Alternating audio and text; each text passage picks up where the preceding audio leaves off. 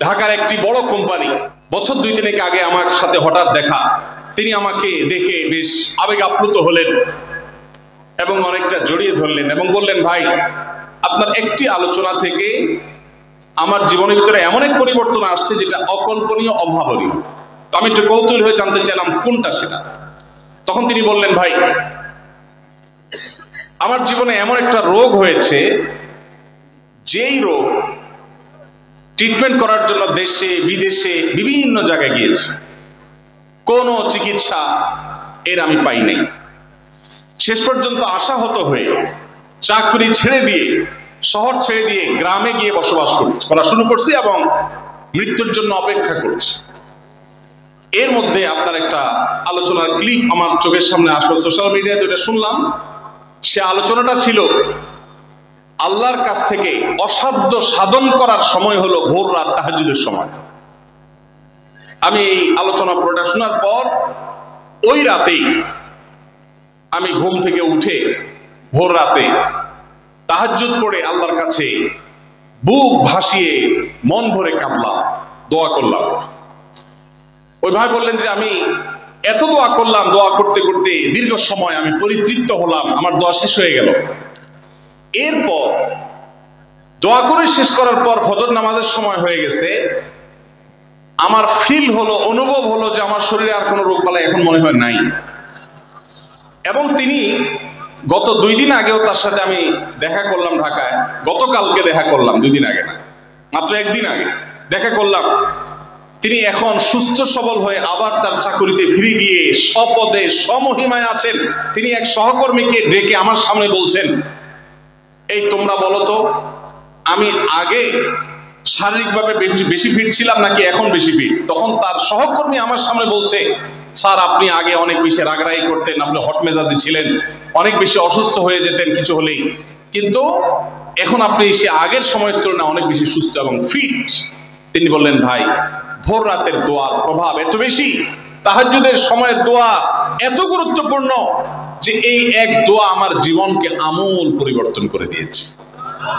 এই জন্য ভাইরা, রমজান মাসে বিশেষ করে যখন তাহাজ্জুদের সময় সাহরি খেতে যখন উঠবেন, সাহরি খাওয়ার পর 10টা মিনিট সময় হাতে রাখেন, বা সাহরি খাওয়ার আগে 10টা মিনিট একটু আগে উঠে ওযু করে 2 রাকাত 4 রাকাত নামাজ পড়ে, বা নামাজ পড়ার সময় না থাকলে অন্তত কেবলামুখী হয়ে 2টা হাত তুলে আল্লাহর কাছে একটু চান।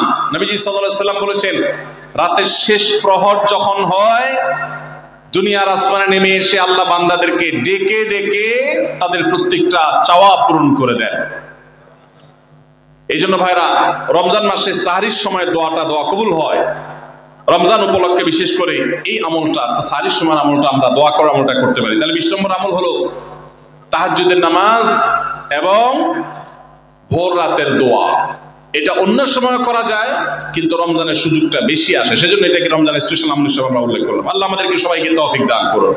সাহরি খেতে উঠলে একটু দোয়া করবো তো ইনশাআল্লাহ, 2-4 মিনিটের জন্য হলে দোয়া করবো, একাকী নির্জনে আল্লাহর কাছে কেবলামুখী হয়ে। এর চেয়ে বড় দুর্ভাগ্যের বিষয় কি আছে যে আল্লাহ চাওয়ার জন্য ডাকছেন আর আমি অবহেলা করে বসে আছি। ভাইরা আমার, 5 ওয়াক্ত নামাজের জন্য মুয়াজ্জিন আপনাকে ডাকে, কিন্তু ভোর রাতে দোয়া কবুলের জন্য স্বয়ং আল্লাহ আপনাকে ডাকে। অতএব সাহরি খেতে উঠলে ভোর রাতে সাহরির সময় একটু দোয়া করবো তো ইনশাআল্লাহ। 21 নম্বর আমল উমরা করা। যাদেরকে আল্লাহ তৌফিক দিয়েছেন তারা রমজানে উমরা করবেন, কারণ নবী করিম সাল্লাল্লাহু আলাইহি ওয়াসাল্লাম বলেছেন, উমরাতুন ফি রমাদান তা'দিলু হাজ্জা। রমজানে কেউ উমরা করলে একটা হজের সওয়াব পায়। কোন কোন হাদিসে আসছে তা'দিলু হাজ্জাতাম মাই, নবীজির সাথে হজের সওয়াব পাওয়া যায় রমজানে উমরা করলে। আল্লাহ আমাদেরকে যখন তৌফিক দিবে আমরা তখন সেটা করব ইনশাআল্লাহ। ঠিক আছে না? নিয়ত করেন, দোয়া করেন, আল্লাহ একসময় তৌফিক অবশ্যই দিবেন। 22 নম্বর আমল হলো রমজানের শেষ 10 দিন মসজিদে ইতিকাফ করা। গুরুত্বপূর্ণ একটা পয়েন্ট, মসজিদে ইতিকাফ করা। খুব মনোযোগ দিয়ে শুনি। রাসূল করিম সাল্লাল্লাহু আলাইহি সাল্লাম রমজানের রোজা ফরজ হওয়ার পর থেকে নিয়ে তার মৃত্যু পর্যন্ত 1টি বছরের জন্য রমজানের শেষ দশক মসজিদে ইতিকাফ করা ছাড়া ছিলেন না। একবার তিনি মসজিদে ইতিকাফে বসেছেন, কিন্তু ইমার্জেন্সি একটা কাজে মসজিদ থেকে তাকে বের হতে হয়েছে। এই জন্য তিনি পরের বছর 20 দিন ইতিকাফ করেছেন, 10 দিন হলো ওই বছরের আর 10 দিন হলো আগের বছরের যে ইতিকাফ ভেঙে ফেলেছেন সেটার ইতিকাফের কাজা। তার মানে হলো নবীজির জীবনে কখনো ইতিকাফ 1 বছর একটা রমজান মাসেও ছাড়েন নাই। এত গুরুত্বপূর্ণ আমল যে রমজানের এই আমলটা তিনি কখনোই ছাড়েন নাই।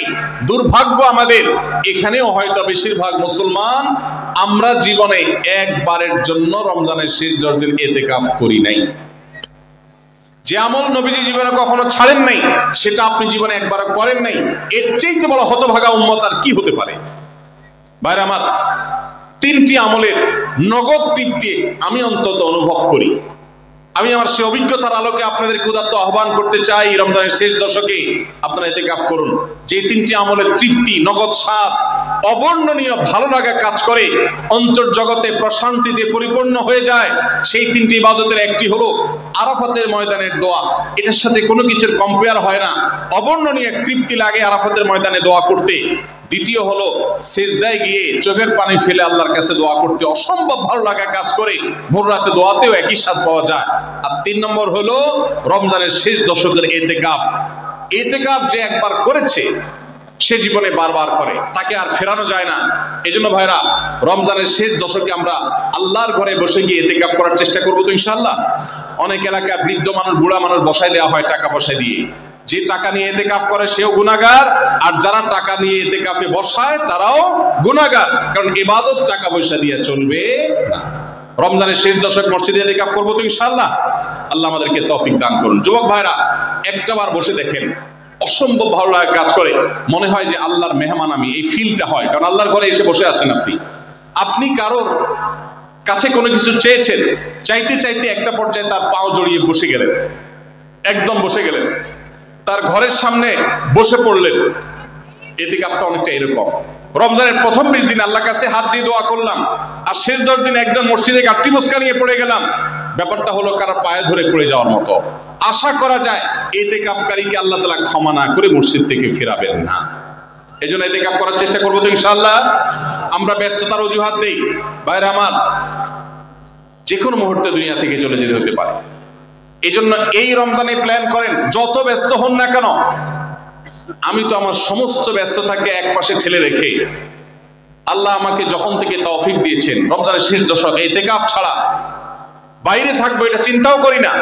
এই জন্য যুবক ভাইদেরকে বলবো, প্রত্যেকটা মহল্লাতে 2 জন 5 জন 10 জন করে যুবকরা বসেন, কোরআনের গ্রুপ স্টাডি করেন, কোরআনের পাঠচক্র করেন, নিজেরা কোরআন হাদিসের আলোচনা করেন, রোজাদারি এবং দোয়া করেন। 10টা দিন আল্লাহর সাথে কানেক্টেড হওয়ার চেষ্টা করেন। 12 মাস ইবাদত, দাওয়াতের কাজ, ইসলামের কাজ করবেন, ইনশাআল্লাহ সেখানে বরকত পাবেন। রমজানের শেষ দশকে ইতিকাফ করবেন তো ইনশাআল্লাহ। আল্লাহ আমাদের সবাইকে তৌফিক দান করুন।